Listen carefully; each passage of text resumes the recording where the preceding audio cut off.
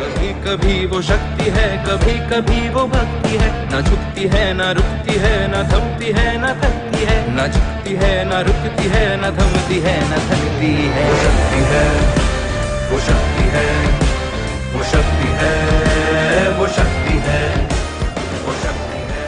नमस्कार कोल्हापूर, तुम्ही ऐकताय 90.4 मँगो FM आणि 8 मार्च म्हणजेच जागतिक महिला दिन आणि या दिनानिमित्तच कर्तव्यदक्ष महिलांचे जे ते इंटरव्ह्यूज घेतोय आणि आज आपल्या बरोबर आहेत राधानगरीच्या तहसीलदार अनिता शंकर देशमुख मॅम तुमचं खूप खूप स्वागत आहे. थँक्यू. नमस्कार मॅम, माझा पहिला प्रश्न आहे की तुमची नेमकी पार्श्वभूमी काय? मी कोल्हापूर जिल्ह्यातील चंदगड तालुक्यामधून आहे. माझं प्रॉपर गाव चंदगड आहे. तिथं माझं 10वी पर्यंतचं शिक्षण झालं. नंतर 11-12वी मी न्यू कॉलेज कोल्हापूर इथं केलं. नंतर माझं इलेक्ट्रॉनिक इंजिनिअरिंग झालेलं आहे वालचंद कॉलेज सांगली इथं. नंतर जेव्हा मी बाहेर पडले जेव्हा इंटरव्ह्यू देत होते त्याच्याबरोबरच मी UPSCचा आणि MPSCचा अभ्यास सुरू केला आणि नंतर मग फर्स्ट अटेम्प्टला मला मुख्याधिकारी नगर परिषद ही पोस्ट मिळाली.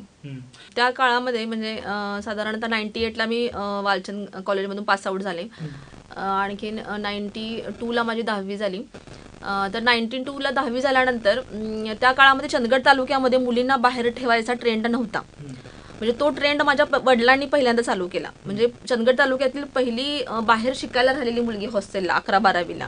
तर मी हुशार होते, तिथं माझा तालुक्यामध्ये पहिला नंबर आला. म्हटल्यानंतर वडिलांनी माझ्या पहिल्यांदा इथं ठेवलं. जेव्हा ठेवलं तेव्हा मी तुम्हाला माहिती आहे 10वीचं वय काय फार हे नसतं, तर फार घाबरलेले होते. पण वडील म्हटले काही होत नाही, तू काळजी करू नकोस, तू जेव्हा फोन करशील जेव्हा तू म्हणशील तेव्हा आम्ही इथे येतो. आणि खरोखर जेव्हा मी कधी फोन केला आणि हे केलं तेव्हा वडील माझे हजर होते. चंदगड ते कोल्हापूर हे अंतर तसं 127 किलोमीटर आहे. तेव्हा आमची गाडी वगैरे नव्हती, तेव्हा STनं येणं व्हायचं. 3.5-4 तासांचा प्रवास करून माझे वडील येत होते. आणि पहिल्या माझ्या वडिलांनी मुलींना म्हणजे मला बाहेर ठेवलं आणि माझ्यानंतर मात्र मग मुलींना बाहेर शिकायला ठेवायचा प्रघात सुरू झाला. तर मी जे हे आता ह्या तहसीलदार पदावरती जे आहे त्याच्यामध्ये माझ्या आई वडिलांचा फार मोठा रोल आहे. म्हणजे आई वडिलांनी काळाच्या पुढचा विचार जर केला नसता तर मी आज इथे या पदावर नसते. मॅम, मला सांगा की या क्षेत्राकडे तुमचा यायचा एकूणच कल कसा होता आणि का वाटलं की या क्षेत्राकडे आपण आलं पाहिजे? मी चंदगड तालुक्यातले आहे. मी जसं सांगितलं तिथं कालकुंद्रीला 1-2 IAS ऑफिसर आहेत, सुब्राव पाटील साहेब आणि त्यांचे भाऊ. तर माझी मम्मी शिक्षिका होती. तर त्या शिक्षकांचं एक गेट टुगेदर सुब्राव पाटील साहेबांनी मला वाटतं तहसीलदार का डेप्युटी कलेक्टर असताना आयोजित केलेलं होतं. तर माझी मम्मी नेहमी सांगायची आणि की जसं त्यांनी हे केलं तसं तू तसं व्हावंस असं मला वाटतंय असं सारखं मम्मी म्हणत असल्यामुळे तो थोडासा एक माझ्या मनामध्ये तसा तो एक हे होता. आणि नंतर इंजिनिअरिंग कॉलेज नंतर मग मी अभ्यास करतच मग जेव्हा इंटरव्ह्यू देत होते तेव्हाच ह्याचा अभ्यास पण सुरू केला. तर म्हणजे एक स्त्री असताना एवढ्या सगळ्या गोष्टी करत असताना भरपूर आव्हानं तुमच्या समोर आलीत म्हणजे ते करताना परस्यू करताना? म्हणजे ग्रामीण भागातील मुलगी म्हणून जेव्हा इंग्लिश भाषेचा थोडासा प्रॉब्लेम मला आला इंजिनिअरिंगमध्ये किंवा ह्याच्यामध्ये. पण नंतर मी हे मुलांना सांगू इच्छिते की तुम्ही म्हणजे त्याचा बाऊ अजिबात करायला नाही पाहिजे. तुम्ही नंतर समजा हे झालं नाही तर नंतर इंग्लिश भाषेचे क्लासेस लावू शकता किंवा हे करू शकता. तर मी असे नंतर क्लासेस केले आणि त्याचा इंटरव्ह्यूला वगैरे फायदा खूप होतो किंवा म्हणजे या गोष्टीचा बाऊ केला नाही पाहिजे. मॅम, या क्षेत्रात काम करताना बरेच चांगले वाईट अनुभव तुम्हाला येत असतील, सो एखाद दुसरा तुम्हाला शेअर करायला आवडेल? अनुभव तर म्हणजे खूपच येतात या क्षेत्रामध्ये. त्यातला एक अनुभव मला सांगायला आवडेल. माझं नवीन सिलेक्शन मुख्याधिकारी म्हणून झालेलं होतं. तर दुधनी नगर परिषद सोलापूर जिल्हा इथं माझं पहिलं प्रोबेशन पिरियड आणखीन पहिला कालावधी होता. तर तिथं गेल्यानंतर एकदम मी नवीन होते आणि तिथले सगळे लोक कानडी भाषिक. म्हणजे हा जो भाग आहे तो कर्नाटक आणखीन आपल्या महाराष्ट्राच्या बाउंड्रीवरती आहे. अक्कलकोट तालुक्याचा शेवटचा भाग एकदम. तर तिथं सगळे कानडी भाषिक लोक आणि गेल्यानंतर 2-3 दिवसामध्येच कुणाची एवढी काय ओळख नव्हती. फक्त ऑफिसमधले 1-2-3 चेहरे फक्त ओळखीचे झालेले होते. तर मग त्यांच्याकडून मला निरोप आला की असंच एक रस्त्याची केस आहे दलित वस्तीमध्ये आणि तिकडं जायचं आहे. आणि मी एकदम नवीन, त्यांचे चेहरे भाषा पण माझ्याशी बोलताना फक्त ते लोक मराठी बोलणार, बाकी सगळा कानडी हे करणार. मग ठीक आहे, त्या म्हणजे ऑफिसमधल्या त्या एकमात्र ओळखीच्या चेहऱ्यावर विश्वास ठेवून मी निघाले आणि बघते तर तो रोड आहे गावाच्या पुढे आम्ही गेलो तरी ती दलित वस्ती काही येईना. आणि तुम्हाला मी सांगते तिथले लोक वगैरे जे मराठी पिक्चरमध्ये जसे दिसतात नाही का, धोतर किंवा टोपी असे भारदस्त वगैरे मराठी जुने कानडी पिक्चरचे जसे हे असे इतके हे असे आणखी सगळं कानडी भाषेमध्ये संभाषण चालू. आणि तिथं गेल्यानंतर मग मी आपली घाबरायला लागले की ते नंतर थोड्या वेळात माझ्याकडे 1-3-4 लोक जॉईन झाले, त्यांच्या हातात मोठ्या मोठ्या काट्या, त्यांचं पण कानडी भाषेतलं संभाषण. आणि त्यावेळेला मोबाईल नव्हते, 2002ची ही गोष्ट आहे. आणि त्यावेळी मोबाईल एवढे आले नव्हते. मला तेव्हा वाटायला लागलं, अरे आपण मोबाईल तरी नवीन आलेला का नाही घेतला, की निदान पप्पांना इन्फॉर्म तरी करू शकतो की आपण कुठे निघालोय, काय निघालोय, निदान पर्समध्ये एक चटणीची पुडी तरी ठेवायला पाहिजे होती. असे एवढे विचार माझ्या मनामध्ये म्हणजे यायला लागले. आणि मग शेवटी एकदाच म्हणजे तो एकदा आल्यानंतर मग मला ते दलित वस्ती आणि तिथं सगळे जमलेले लोक दिसल्यानंतर मग मी तो सुटकेचा निश्वास सोडला की खरोखर म्हणजे हे आहे. जो माणूस माझ्या ऑफिसमध्ये होता तो पण एकदम असा म्हणजे मिशा वगैरे अशा त्याच्या एकदम हे होत्या, एवढी काय ओळख झाली नव्हती, पण म्हणजे एकदम असा कठोर असा वगैरे वाटत होता. पण नंतर मला कळलं की माझ्या ऑफिसमधले सगळ्यात बिचारे सॉफ्ट जे आहेत तेच आहेत. कुंभार, मला अजूनही आठवतं ते अव्वलकार कोण होते कुंभार म्हणून, ते आहेत. नंतर मग म्हणजे एकदम हे झालं. सिद्धाराम म्हेत्रे साहेबांचे वडील तिथं तुम्हाला ऐकून माहिती असेल, माजी राज्य गृहमंत्री होतील, तर त्यांचे वडील तिथं हे होते, बांधकाम सभापती होते. त्यांच्या वहिनी नगराध्यक्षा होत्या. आणि फार किस्से वगैरे असे मी ऐकून होते. पण नंतर इतका चांगला अनुभव आला. म्हणजे त्यांनी मला अक्षरशः मुलगी मानलं. त्या गावाने खूप प्रेम दिलं. खरं तर मला हे कळलं की लोकांच्या बाह्य ह्याच्यावर जायला नाही पाहिजे. आणि कन्नड ह्याचे लोक फार म्हणजे आतून फार सॉफ्ट आणखीन मृदू असतात हे मला कळालं. असं म्हणजे हा एक अतिशय म्हणजे कारकिर्दीच्या सुरुवातीला अनुभव अगदी लक्षात राहण्यासारखा राहिलेला आहे. आणि ते दुधनीचं माझं पोस्टिंग जे आहे ते अतिशय इमोशनल अटॅचमेंट आहे. पहिलं पोस्टिंग नेहमीच इमोशनल अटॅचमेंट असते आपली. तर तसं एक फार माझ्या त्या पोस्टिंगनी माझ्या मनामध्ये असं घर केलंय असं म्हणता येईल. अजून एक दुसरा मला अनुभव सांगावासा वाटतो. इथं आजरा आपल्या तालुक्यातीलच आहे तो. तर आपले ॲडिशनल संजय पवार साहेब यांचं एक फेसबुकला मी एक पोस्ट वाचली होती की एक आजऱ्यातली एक काटकोळी बाई येते माझ्याकडे. आणखीन ती माझं काम झालं का म्हणजे कामासाठी भेटायला वगैरे येत होती. असं एक फेसबुकमध्ये 1-2 ओळी वाचनात आलेल्या होत्या. मशनाबाई नावाची जी बाई येते असं. नंतर आजरा तालुक्यामध्ये माझं पोस्टिंग झाल्यानंतर मला पण ती बाई भेटायला आली, मशनाबाई. तर ती नेहमी येते, दर कुठलाही तहसीलदार नवीन आला की येते अशी माहिती मला मिळाली. आणखीन दरवेळेला आल्यानंतर मग तिचं नेहमी चालू असतं की माझं काम हे झालं नाही, माझं काम ते झालं नाही. आणि तिथं कलेक्टर साहेबांच्या ह्याच्यामध्ये गेल्यानंतर शिपायानं तिला जेव्हा आत सोडलं नाही तेव्हा कलेक्टर साहेबांकडे जाऊन तिने डायरेक्ट तक्रार केली की हा शिपाई मला आत सोडत नाही बघा वगैरे. असे बरेच तिचे किस्से मला ऐकायला मिळाले म्हणजे दर हे आल्यानंतरचे. पण कुणीही तिच्या कामाकडे मात्र बघितलंय गांभीर्यानं असं काही मला वाटलं नाही. मग एवढी ती जर भेट देते तर मग मी तिची केस ह्यांना काढायला लावली. तिच्या भावकीबरोबर म्हणजे ह्याच्यावर तिचा हद्दीचा वाद असल्याचं मला समजलं. आणखीन तो ह्याच्यामध्ये आहे. तर फार हे करून मी म्हटलं की नाही आता हिची आपण स्पॉट व्हिजिट लावून खरोखर तिथे जाऊन बघूया. मग तो पहिले आम्हाला सुनावण्या घ्याव्या लागतात. तर समोर सुनावण्या आल्यानंतर तो साईडचा माणूस जो होता ही मात्र बडबडत होती, ह्यानं मला असं केलं, ह्यानं तसं केलं, आणखीन मला फसवून माझी सगळी जमीन लाटली वगैरे असं ती बडबड होती. पण तो माणूस मात्र एकदम शांत होता, हे होता. म्हणजे हिच्या बडबडण्यापुढे मला थोडक्यात नाही का फार लोक हे करायला लागले की तो माणूस एकदम मला वाटायला फार गरीबच वाटायला लागला थोडक्यात. ह्याच्यानंतर मग ॲक्च्युअली मग स्पॉट व्हिजिट मी तिथं लावली. आणि तिथं गेल्यानंतर मात्र मग पूर्वीच्या लोकांनी असं हे केलं होतं की मोजणी करून घ्या असं तिला बऱ्याच जणांना सांगून टोलवलेलं होतं. पण ते मोजणीचे पैसे, पण मी मात्र एवढे दिवसाची हिची केस आहे म्हणून मोजणीचा माणूसच सोबत घेऊन गेले सर्व्हेअर. आणि म्हटलं माझ्यासमोरच तुम्ही आता इथं टाका मोजणी. मग त्यांनी ती मोजणी टाकल्यानंतर खरोखर तिचं म्हणणं म्हणजे तिच्या भावकीच्या त्या ह्याच्यामध्ये तिचं बरंचसं त्यांनी तो अतिक्रमण केल्याचं लगेच तिथं दिसून आलं. कारण ॲक्च्युअली माझ्यासमोर हे झालं. आणि मग तेव्हा ज्या त्या विरोधी पार्टीच्या माणसांना जेव्हा ते हे कळलं आणि तो माणूस सारखा सांगायचा माझं ऑपरेशन झालंय, माझं हे झालंय, असं फार तो म्हणजे ह्याचा हे करत होता.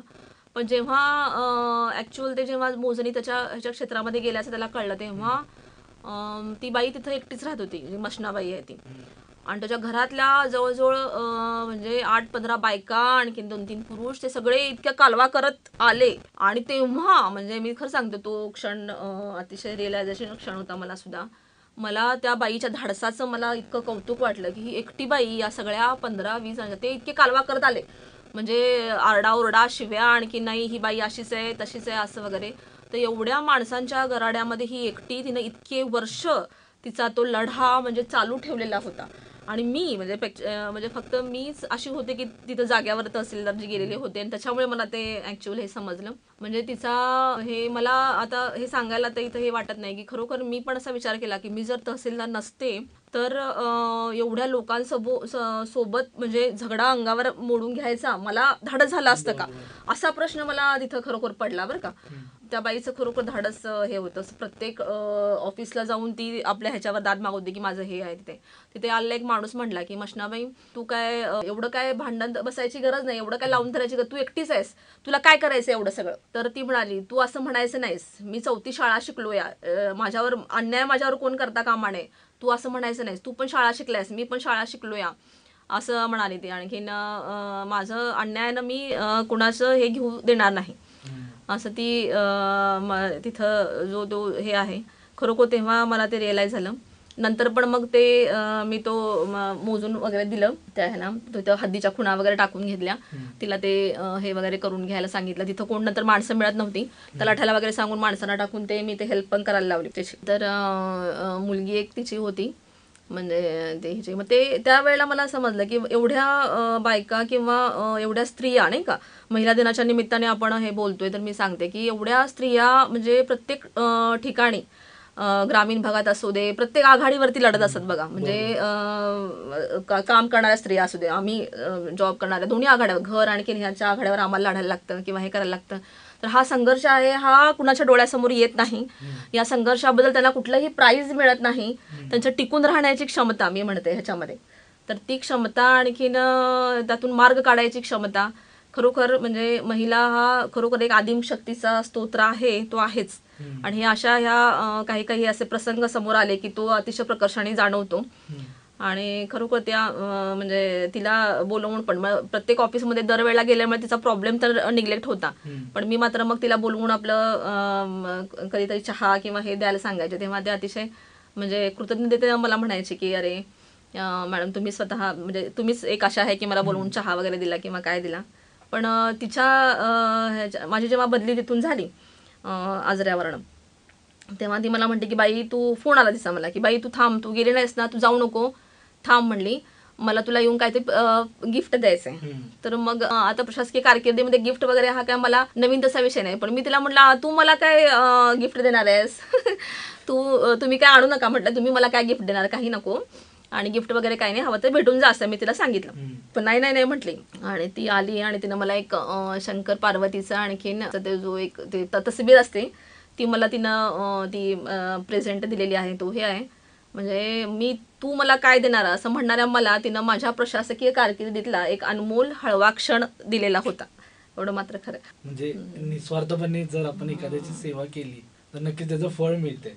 मॅम एकूणच वर्क लाईफ आणि आपली पर्सनल लाईफ त्यामध्ये तुम्ही कसं काय बॅलन्स साधता? थोडासा हा प्रत्येक काम करणाऱ्या स्त्रीला हा प्रॉब्लेम येतोच, घर आणखीन आपलं वर्क लाईफ याचा बॅलन्स हे करायचा. त्याच्यात शासकीय ह्याच्यामध्ये काम करणाऱ्या ह्यांना तर फारच हा म्हणजे अडचणी जाणवतात.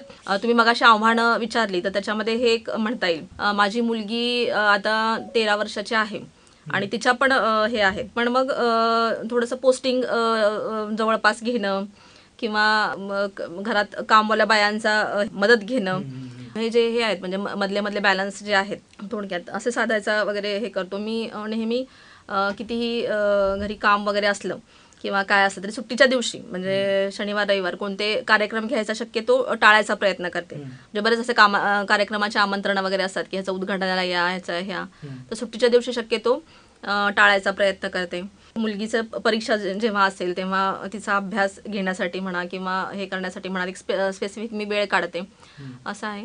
थोडंसं कसरत होते पण ते व्यवस्थित मॅनेज होतं असं आहे. आणि कसं आहे जवळजवळ मला वाटते 5 लाख मुलं ह्या परीक्षेला बसत असतात, त्यातली फक्त 300-350 मुलं शेवटी अंतिमतः परीक्षा देऊन ह्याच्यामध्ये येतात. त्याच्यामुळे तो एक भाग आहे की दोन्ही हे आहे. म्हणजे थोडंसं मी विचार करताना असा विचार करते की आपल्याला हे काम करण्यासाठी निवडलेलं आहे तर ते काम व्यवस्थितरित्या केलं पाहिजे असं हे करून थोडासा तो म्हणजे माझ्या मनाला पण थोडं समजावण्याचा प्रयत्न तो आहे असं म्हणू शकतो आपण. पण तसं आहे थोडं तो बॅलन्स साधायचा प्रयत्न करतो. सो मॅम मला सांगा की जी नवीन मुलं मुली यात येणार आहेत तर त्यांना तुम्हाला काय संदेश द्यायचा आहे? मी नवीन येणाऱ्या मुलामुलांना हे सांगेल की हे अगदी क्षेत्र तुम्ही अतिशय करिअर म्हणून म्हणजे फार गांभीर्याने याकडे बघा, जरूर निवडा हे क्षेत्र. म्हणजे या क्षेत्रामध्ये मी सांगते की फार आपल्याला समाजसेवेच्या फार संधी मिळतात आणि त्याचे आपल्याला पैसे मिळतात.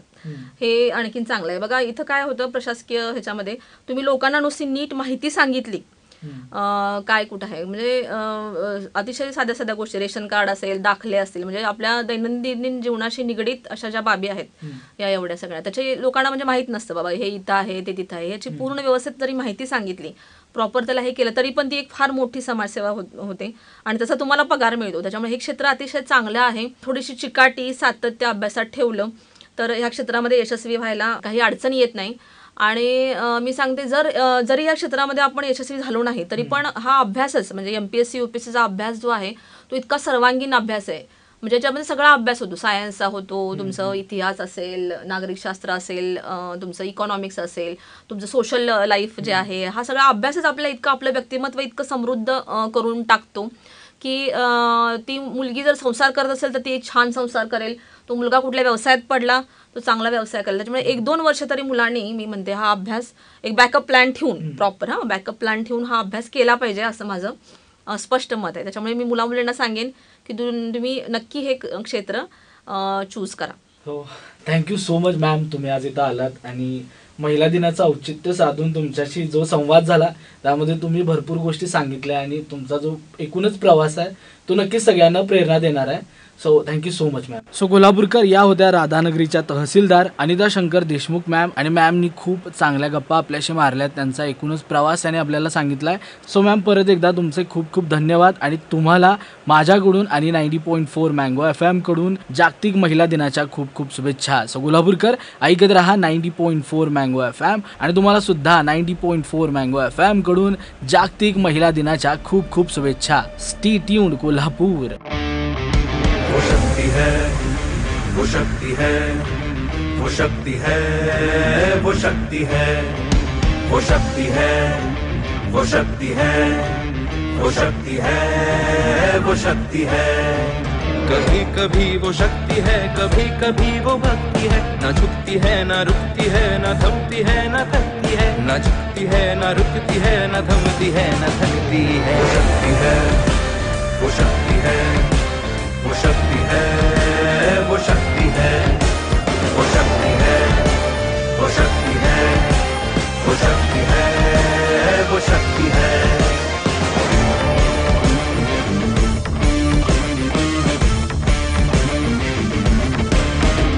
वो शक्ति है कि जिसको अपनी शक्तियों का ज्ञान है, जिसके हाथ में कमान लक्ष्य पर ही ध्यान है, जो चक्रवात की लहर के सर पे चढ़ के झूम ले, कि प्रश्न चिन्ह तोड़ कर जो उत्तरों को चूम ले. वो शक्ति है, वो शक्ति है, वो शक्ति है, वो शक्ति है, वो शक्ति है, वो शक्ति है, वो शक्ति है, वो शक्ति है.